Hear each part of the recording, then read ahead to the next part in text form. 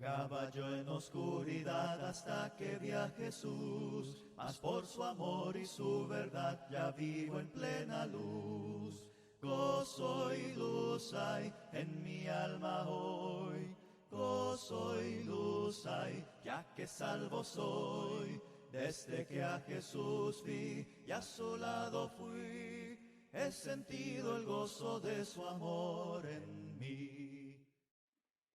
Muy buenas tardes, amados amigos, hermanos que nos acompañan una vez más aquí en La Luz en mi Andar. Buenas tardes, buenas noches, buenos días, como siempre, dependiendo de a qué hora estén viendo la lección. Les agradecemos por su grata compañía y por estudiar con nosotros esta hermosa serie de engrandecer el nombre de Dios, engrandecer su nombre. Antes de entrar de lleno con la lección del día de hoy, vayamos a Dios en oración. Padre nuestro que está en el cielo, santificado, glorificado sea su nombre. Señor, muchísimas gracias por todas las bendiciones que nos da y lo que nos permite vivir y esta oportunidad que tenemos de reunirnos para estudiar su palabra y darle aplicación en nuestras vidas. Le agradecemos por su Hijo Jesucristo y el esfuerzo que Él ha hecho en establecer su iglesia, Señor. Le agradecemos por la bendición que tenemos de poder ser contados como sus hijos a través de nuestra obediencia a su Evangelio.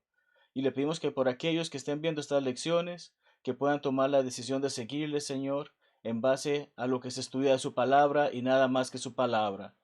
Muchas gracias le damos, Señor, por esta oportunidad y le pedimos que seas con todos aquellos que están pasando por dificultades en este momento, para que les dé la fortaleza o el consuelo necesario. Es en el nombre de Cristo Jesús que se lo pedimos y agradecemos. Amén. Pues bien, tarde lluviosa en Panamá, esperamos que no nos afecte mucho en lo que es la grabación en esta oportunidad, pero dale siempre lo mejor a Dios, no importan las circunstancias, y ciertamente la lluvia es una gran bendición. Así que como les estaba comentando, vayamos de lleno al tema del día de hoy, o a la lección del día de hoy, recordando nuestra serie Engrandeced su nombre, y el pasaje clave, Salmo 34:3. Engrandeced a Jehová conmigo, y exaltemos aún a su nombre. ¿Y qué mejor forma que hacer esto que hacerlo en su iglesia? Y sabes muy bien que cuando hablamos de su iglesia, no nos referimos a los grupos creados por la humanidad, no nos referimos a los hermosos edificios construidos por la humanidad, nos referimos a la hermosa iglesia que estableció Jesucristo, que edificó Jesucristo y que compró con su sangre. Así que vamos a estar hablando sobre ella, vamos a estar hablando sobre cómo engrandece la iglesia el nombre de Dios. Y ciertamente, como les he comentado en ocasiones anteriores, estas lecciones son basadas en las presentadas en las conferencias de la Escuela de Predicación en Memphis, y esta fue precisamente por el hermano Paul Sain, un gran hermano al que tengo el honor de conocer, y no solo llamarle hermano, sino también amigo. Entonces, entremos de lleno al tema, entremos de lleno a poder ver cómo la iglesia engrandece, y empezamos directamente con la palabra de Dios. La palabra de Dios en el libro de Hechos, capítulo 19, versículos 17 al 18, dice lo siguiente: y esto fue notorio a todos los que habitaban en Éfeso, así judíos como griegos, y tuvieron temor todos ellos, y era magnificado el nombre del Señor Jesús. Y muchos de los que habían creído venían confesando y dando cuenta de sus hechos. Cuando vemos el contexto de este texto, cuando vemos este contexto, podemos ver en los versículos anteriores cómo se había presentado una dificultad. Habían algunos que se hacían llamar siervos de Jesús o buscaban tener esa gloria o ese renombre de servir a Jesús, y decían que expulsaban a los demonios o los espíritus malos, como dice la palabra. Y se da la situación que uno de estos se rehúsa a salir y les hace saber: yo conozco quién es Cristo, yo conozco quién es Jesús, incluso conozco, sé quién es Pablo, porque es Pablo el que se estaba presentando en ese momento, en esa situación, y hace saber: ustedes no sé quiénes son, no tienen poder absoluto para poderme sacar de donde estoy. Y todo esto lo que hace ver que como la gente tenía ese temor y veían que a través de Pablo, a través de la obra de Pablo, el nombre de Jesucristo era magnificado, que es otra palabra para engrandecido. De hecho, cuando buscamos la palabra en el diccionario, magnificar, la definición que se nos da es engrandecer, alabar, ensalzar. Es a través de los actos de Pablo, a través de las palabras de Pablo, siendo inspirado por el Espíritu Santo, que vemos cómo este grupo de personas que se estaban reuniendo allí y que veían lo que Pablo hacía, o sea, la iglesia, Veían cómo Pablo hacía estas señales porque tenía el poder de Jesucristo. Mas aquellos fanfarrones, aquellos falsos maestros que decían hacerlo, no tenían el poder para hacerlo. Entonces tenemos esta situación, esta hermosa situación, y entonces, ¿cómo podemos engrandecer? ¿Cómo la iglesia puede engrandecer, magnificar, ensalzar el nombre de nuestro Señor? De eso estaremos hablando y vemos nuevamente que vamos ahora a la carta escrita a los hermanos en Éfeso, precisamente esa locación en la que se encontraba Pablo. Él escribe a ellos y leemos en el capítulo 5 un texto que conocemos muchas veces cuando hablamos de lo hermoso que es la relación del matrimonio. Pero veamos precisamente esa comparativa que hace Pablo a través del inspirado, siendo inspirado por el Espíritu Santo. Pablo hace saber esta hermosa relación que hay entre la iglesia y Jesucristo, como la relación que debe haber entre hombre y mujer en un matrimonio. Y el texto claramente nos dice, marido es cabeza de la mujer, así como Cristo es cabeza de la iglesia, es quien guía a la iglesia, la cual es su cuerpo y él su salvador.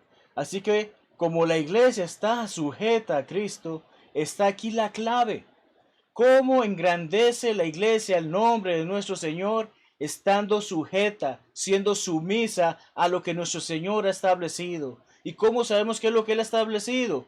Por medio de la palabra de Dios. No por medio de lo que los hombres digan, no por medio de lo que los hombres comanden. No, no son nuestras opiniones, no son nuestras emociones. Es la palabra de Dios como ha sido revelada y ha sido dada a nosotros y que la tenemos disponible ya sean dispositivos digitales o impresa. Esa palabra es la que nos hace saber cómo la iglesia debe sujetarse a Cristo. Así las casadas estén a sus maridos, maridos amad a vuestras mujeres, así como Cristo que hizo, amó a la iglesia. De tal manera amó a la iglesia a Jesucristo que se entregó por ella, se entregó a sí mismo por ella, como leemos en el pasaje. Y continuamos viendo porque el texto continúa diciéndonos cómo lo hizo, por qué lo hizo, para santificarla, o sea, para separarla, habiéndola purificado en el lavamiento del agua por la palabra. Aquellas personas que se someten a la voluntad de Dios y son bautizados, son inmersos en agua para el perdón de sus pecados, lo hacen en base a lo que han escuchado, que es la palabra de Dios, a fin de presentársela. Él ha purificado, Él ha separado, Él la va a recibir de vuelta a sí mismo, una iglesia gloriosa. Qué hermoso es poder saber que Dios o Jesucristo, en este caso, como estamos hablando, efectivamente recibirá a su iglesia de vuelta, una iglesia gloriosa que no tiene mancha ni arruga ni cosa semejante, sino que es santa y sin mancha. Esa es la iglesia que Jesús va a recibir de vuelta.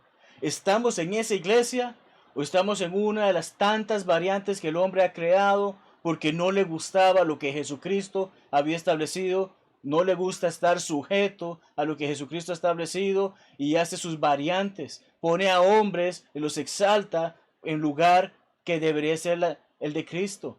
Hace ver que hay incluso mujeres que tienen más poder que el Padre Celestial.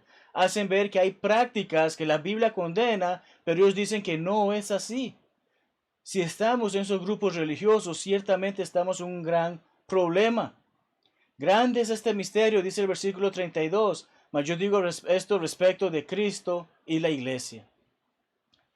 Recordamos, de acuerdo a lo que leemos en Hechos 20:28, ¿quién compró con su propia sangre a la iglesia? Fue nuestro Señor Jesucristo.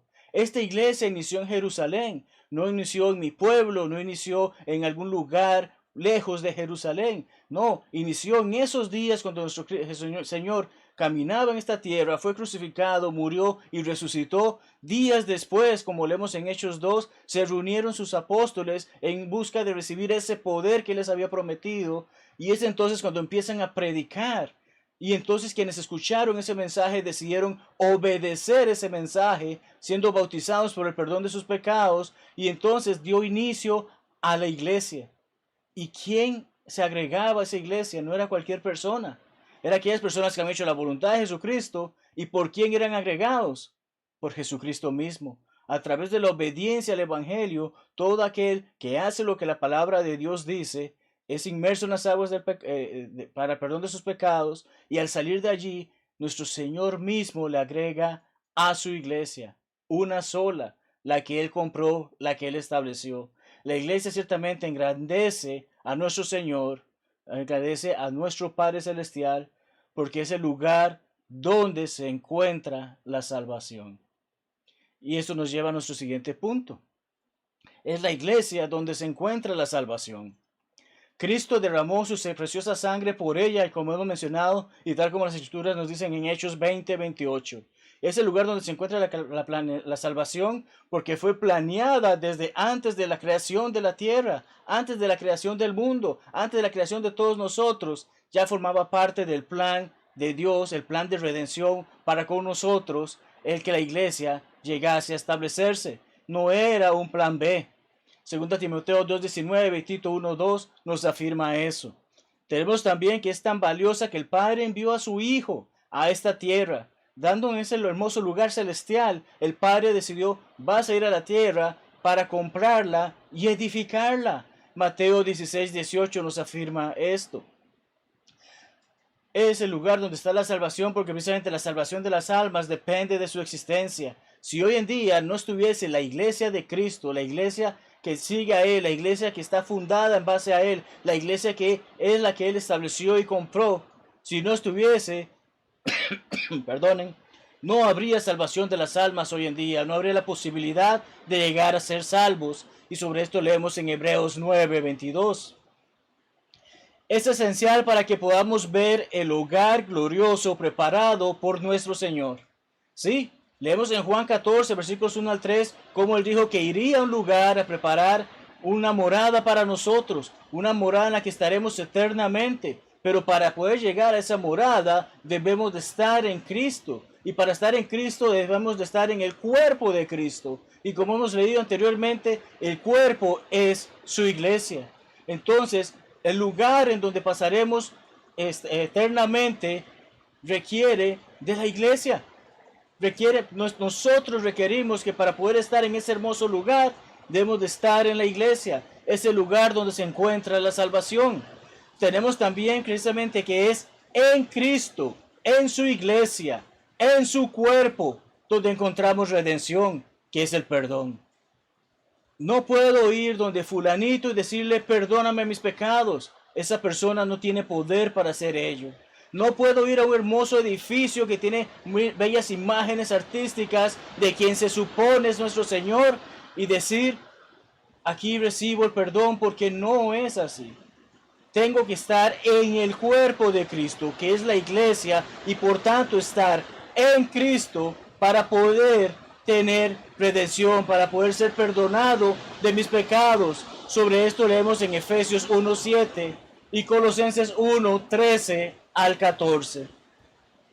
Tenemos también, amados amigos y hermanos, que es donde ciertamente la salvación es segura, tal como leemos en 2 Timoteo 2:10. Y es en base a este tema, en base a este concepto de que la iglesia engrandece a nuestro Señor, porque es el lugar donde encontramos la salvación, que deseo compartir este breve fragmento de lo que el hermano expone en su manuscrito, el hermano Paul Saint. Y dice de la siguiente manera: antes de seguir avanzando, considere los siguientes hechos básicos establecidos en las Escrituras. En primer lugar, solo hay una iglesia, solamente hay un cuerpo. Sí, en primer lugar, solamente hay una iglesia. En segundo lugar, las religiones hechas por el hombre, aquello a lo que nos referimos como denominaciones, no son lo mismo que la única iglesia de la Biblia. Jesucristo vino a establecer una iglesia, no miles de divisiones hechas por el hombre para complacer al hombre y no complacerle a él, pero que se camuflan en hacerle pensar a las personas que están adorando a Dios. Es una sola iglesia. El único reino de Cristo, la iglesia y el reino son exactamente lo mismo. Es único, es diferente, es distintivo. Interesante que la definición de la palabra único en nuestros diccionarios en español dice que es solo y sin otro de su especie. Solamente hay una iglesia, no hay más. Pueden haber muchas iglesias creadas por el hombre, pero la única en la que somos salvos, la única que ha sido establecida por Cristo, la única que ha sido comprada por Él, es su iglesia, le pertenece a Él. Y debemos ser parte de esa iglesia para gozar las bendiciones que solamente hay en Él.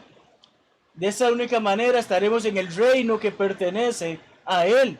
En cuarto lugar, la salvación se encuentra solo en la única iglesia que Jesús ha comprado o que compró con su sangre, que ya lo hemos repetido, reiterado en varias ocasiones durante esta lección.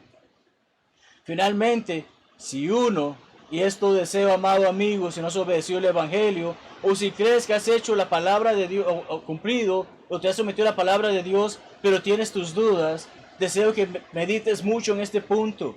Si uno no está en la iglesia edificada por Jesús, tal como leemos en Mateo 16:18, entonces está en una condición perdida. Dirás, pero yo adoro a Dios, yo le canto alabanzas a Dios, yo escucho las alabanzas y doy mi diezmo y hago todas las cosas que mi pastor me dice, que mi sacerdote me dice. El detalle está en que si no se hace en la manera que Jesucristo ha establecido, le estamos fallando y no estamos en su iglesia. Si el lugar donde te reúnes para adorar no sigue lo que la palabra de Dios claramente ha especificado como la única iglesia de nuestro Salvador, entonces lamentablemente esta es una condición perdida. Mas deseamos que precisamente puedas conocer la palabra de Dios y por eso extendemos estos estudios para poder analizar y comprender cuál es la iglesia del Señor, por qué debo estar en ella y qué es lo que me lleva a poder ser miembro del cuerpo de Cristo.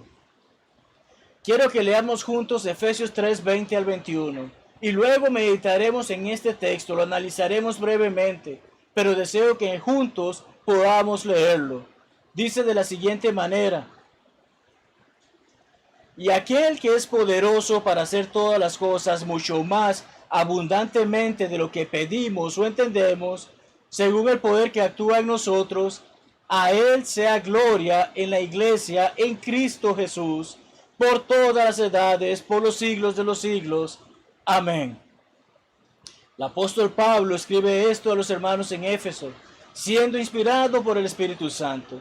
Y podemos ver cómo este pasaje efectivamente es una doxología, una forma de alabanza que está haciendo saber Pablo, inspirado por el Espíritu, hacia Dios Padre, involucrando a nuestro Señor Jesucristo. La deidad completa está en esta hermosa frase que acabamos de leer y que vamos a analizar poco a poco. Padre Todopoderoso es nuestro Dios, ciertamente, y es a Él a quien Pablo sirve, es a Él a quien nosotros servimos, y ciertamente espero que podamos meditar y entender claramente este pasaje, viéndolo por secciones. En primer lugar, vemos que se nos hace saber aquel que es poderoso, y sin duda alguna, Dios es poderoso, Dios es capaz, porque Él es infinito en conocimiento y en poder. Él tiene toda capacidad para hacer ¿qué? El pasaje nos dice precisamente para hacer.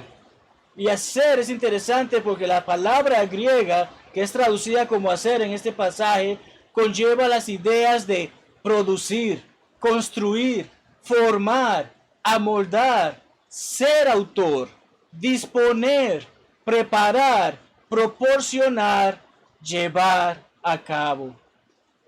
Dios es capaz de llevar a cabo. ¿Qué? ¿Qué lleva a cabo Dios? ¿Qué tiene esa potestad, ese poder, esa capacidad de hacer Dios? Todas las cosas. Y cuando decimos todo, ¿qué se queda por fuera? Absolutamente nada. Todo es todo. ¿Quién creó todo lo que podemos ver, lo que podemos palpar, lo que podemos oler, lo que podemos sentir? Fue Dios. E incluso creó todo aquello que no podemos ver, que soñamos con ver cuando hablamos acerca del universo, cuando hablamos de aquellas cosas que incluso están sumergidas en los mares, que el hombre no ha llegado a descubrir. Todo, absolutamente todo, lo ha hecho Dios. Pero además de que ha hecho todo, el apóstol Pablo nos está haciendo saber que hay una relación estrecha con nosotros. Sí, porque todas las cosas mucho más abundantemente, va mucho más allá. El griego, volviendo al griego, la palabra lo que lleva es superior a algún número o medida. ¿Cuánto pones el precio por tu vida? No puedes ponerlo, es un número que se escapa a nosotros.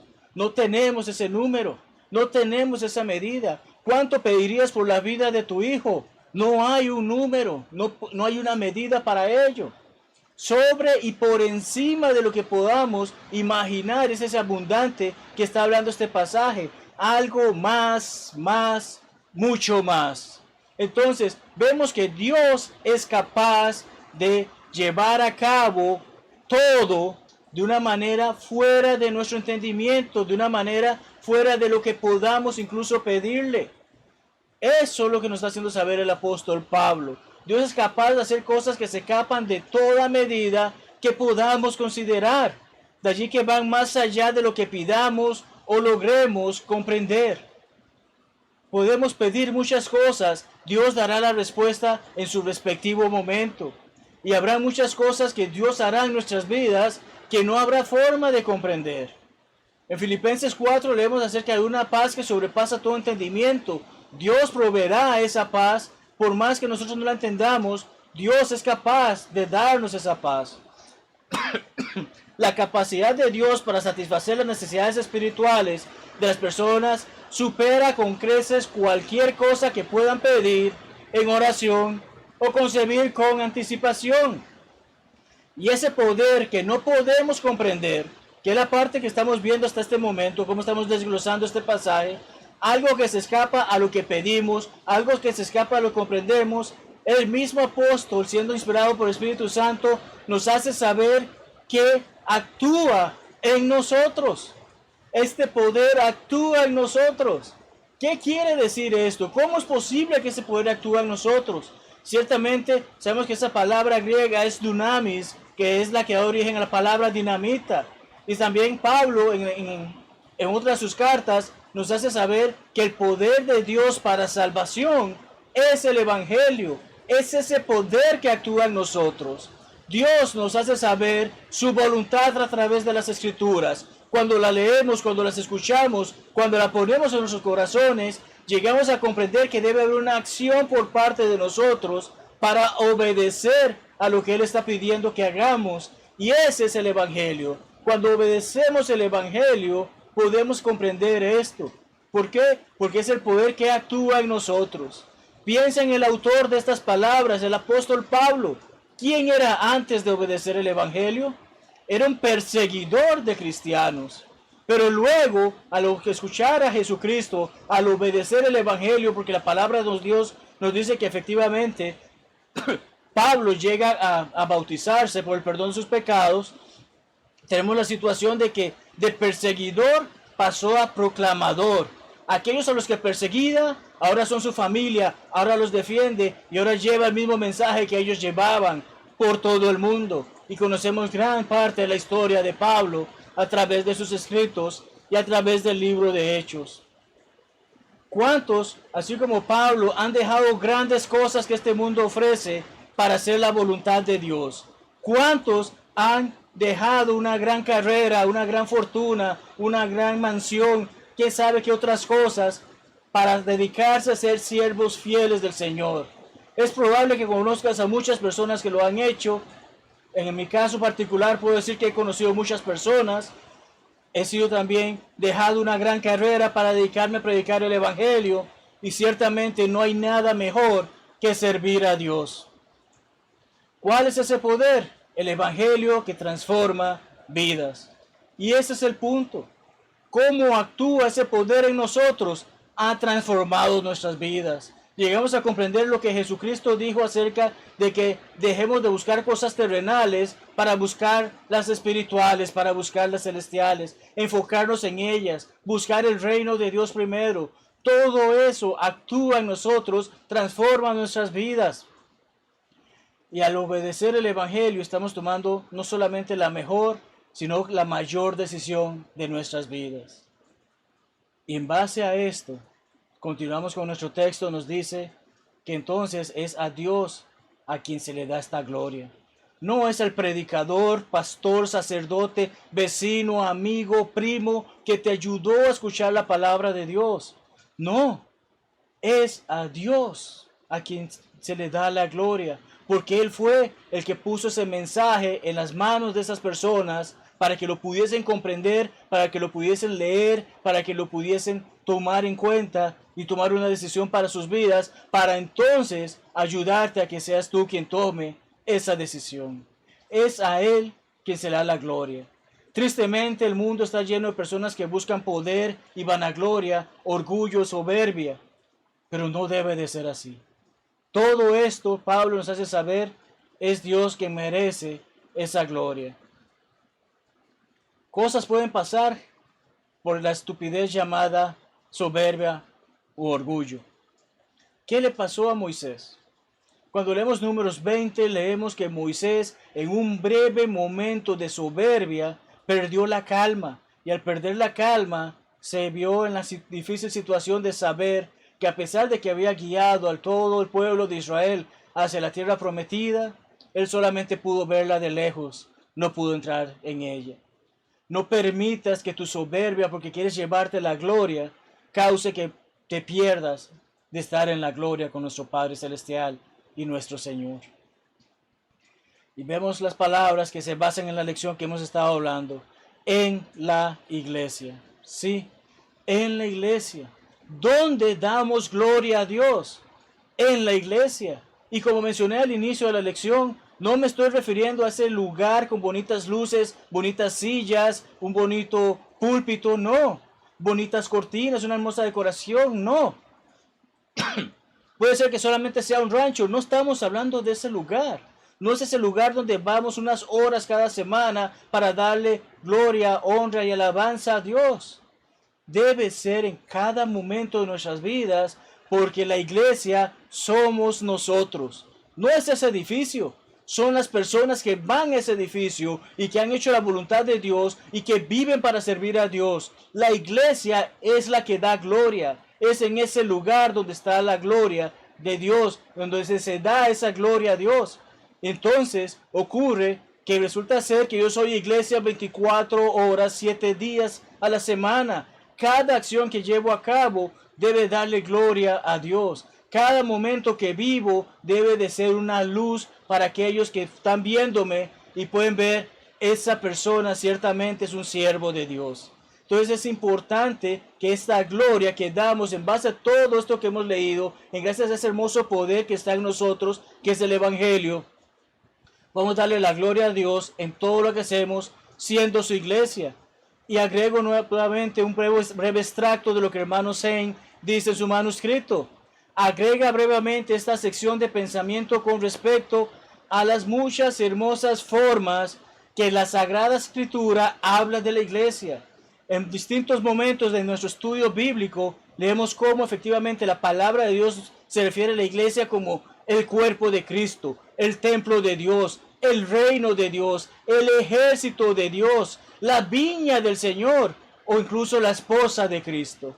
Y a esto podemos agregar aquellas hermosas definiciones o descripciones que da el apóstol Pedro en su carta, cuando se refiere a esta como linaje escogido, real sacerdocio, nación santa. La gloria y el honor debido a nuestro Padre se dan en la iglesia. Y somos la iglesia. Fuera de la iglesia, fuera de Cristo, aquel que diga que adora y da gloria a Dios, no lo está haciendo, porque está siguiendo las falsas enseñanzas del grupo religioso al que pertenece, porque no es parte de la iglesia que engrandece el nombre de Dios. El hombre fue creado para el bien del Padre, como vemos en Filipenses 2:13 y Hebreos 13:21. Por lo que los creados deben honor al Creador. Nos debemos a Él, no nos debemos a nosotros. Es a Él a quien debe darse la gloria. ¿Y dónde se le da la gloria? En su iglesia. Continuamos con nuestro texto en estudio porque vemos que efectivamente dice en Cristo Jesús. Cristo es el medio a través por el cual damos alabanzas a Dios. Si no estamos en Cristo, ¿cómo podemos darles alabanza? Si no estamos en su cuerpo, ¿cómo podemos dar honor a Dios? Podemos decir muchas cosas, pero si no hemos obedecido su voluntad, estamos fuera de ella. Y recordamos las tristes palabras que el Señor dice, de acuerdo a lo que escribe Mateo en capítulo 7, versículo 21. No todo el que me dice Señor, Señor entrará en el reino de los cielos, sino ¿quién? El que hace la voluntad de mi Padre. Y la voluntad de mi Padre involucra que debemos de obedecer el Evangelio y estar en Cristo. Fuera de Cristo no hay salvación. Debemos estar en Él, debemos estar en su iglesia, y es en su iglesia donde le damos la honra y gloria a Dios que Él tanto merece. Es interesante que dice por todas las edades, podríamos definirlo por todas las generaciones. Qué hermoso es saber que ha habido generación tras generación, que han habido personas que se han entregado para vivir para Cristo, que han obedecido el Evangelio, que han dado gloria a Dios, y generación tras generación se ha venido dando que hoy en día aún habemos personas que hacemos exactamente eso. Y al menos deseamos hacer eso y lo hacemos de la manera más sincera y honesta que podemos, sabiendo que van a veces en que nos equivocamos, mas Dios es fiel y bueno para perdonar esas equivocaciones cuando las reconocemos ante Él, cuando nos arrepentimos y le confesamos esas ofensas. Entonces, es hermoso saber que generación tras generación, hasta el fin del mundo, hasta ese gran día en que el Señor venga, habrán generaciones que harán todo esto, que reconocerán aquel que es poderoso de hacer todas estas cosas, que reconocerán que Él las hace mucho más abundante de lo que pensamos o nos imaginamos o pedimos, que es precisamente a través del poder del Evangelio que actúa en nosotros, en que podemos comprender qué debemos de hacer para darle gloria a Dios en su iglesia por medio de su Hijo. Qué hermoso es saber todo esto y poder meditar sobre esto. Entonces, cuando hablamos de esto, vemos que hay un hermoso amén. Así sea. Pensemos en esto, meditemos en esto y vivamos para servir de esta manera. Qué hermoso es saber todo esto. Qué hermoso es poder darle esa gloria a Dios y esa honra a través de su iglesia. Cuán hermosa afirmación por parte del inspirado Pablo para los hermanos en Éfeso y para nosotros hoy en día a través de la lectura de las Escrituras. ¿Cómo engrandece la iglesia el nombre de Dios? Es una muy buena pregunta que está enfocada en nuestro tema del día de hoy. Y podemos pensar en primer lugar que debemos de poseer la mente de Cristo, como leemos en Filipenses 2:5. Que debemos de alumbrar nuestra luz en este mundo de tinieblas o de oscuridad, Filipenses 2:15. Que debemos de vivir una vida pura y piadosa, representando a Jesús. Ya no vivo yo, mas vive Cristo en mí, debe ser parte de nuestro actuar.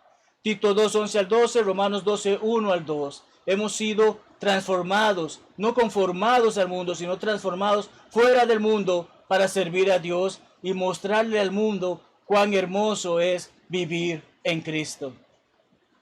Adorar a Dios en espíritu y en verdad, fielmente, tal como leemos en Juan 4:24, siendo bondadosos y benévolos en el nombre de Jesús. No demos para que la gente vea cuán grande es esa persona. No hagamos una donación y veamos, mírenme en las fotos para que vean qué bueno soy yo.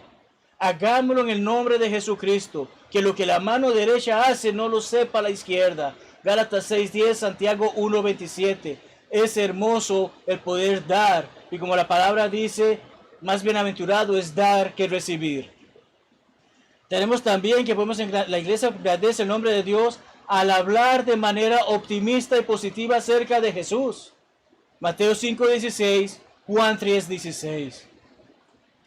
Proclamando el evangelio de Jesús a los perdidos. Es una gran responsabilidad, es un gran compromiso que adquirimos cuando obedecemos al Señor. Debemos de efectivamente llevar la palabra por todo el mundo. Mateo 28:19, Marcos 16:15. Que el mundo conozca a nuestro Salvador y pueda acercarse a Él y pueda tener la oportunidad de obedecer el Evangelio como nosotros hemos podido hacer. En cada palabra y acción demos gloria al Padre. Magnifiquemos su nombre representándolo amorosamente ante un mundo perdido y moribundo. Vivamos nuestra vida de manera que otros se sientan atraídos por el Salvador, Jesucristo, en busca de paz, felicidad y salvación. ¿Cómo concluimos, amados hermanos, la lección de esta oportunidad? Engrandeciendo en la iglesia que engrandece al Señor. Leamos Romanos 14, 11 y 12. Dice así: porque escrito está, vivo yo, dice el Señor, que ante mí se doblará toda rodilla y toda lengua confesará a Dios, de manera que cada uno de nosotros dará a Dios cuenta de sí.